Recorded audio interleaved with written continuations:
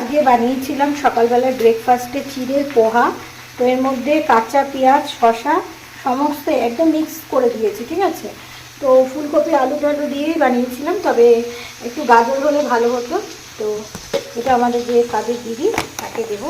আর তার সাথে গাছের একটা আম পড়েছে, তো এটা হচ্ছে ওকে টিফিনে দেবো আর কি, ঠিক আছে। আজকে লাঞ্চ মেনুতে আছে কাঁকরোল, উচ্ছে, আর তোমার হচ্ছে পেঁয়াজ আলু দিয়ে একটা ভাজা, ঠিক আছে। এখানটায় কি আছে, এখানটায় হচ্ছে শুক্তো, ঠিক আছে। বড়ি টড়ি দিয়ে সুন্দর করে শুক্তো বানিয়েছি, দেখো শুক্তো, ঠিক আছে। তো এখন আমরা কাঁচা লঙ্কারই আর কি ঝোল খাচ্ছি, যেটা স্বাস্থ্যকর। আর একটা যেটা বানিয়েছি সেটা হচ্ছে গিয়ে এই দেখো আলু ফুলকপি দিয়ে ডিমের ঝোল, ঠিক আছে।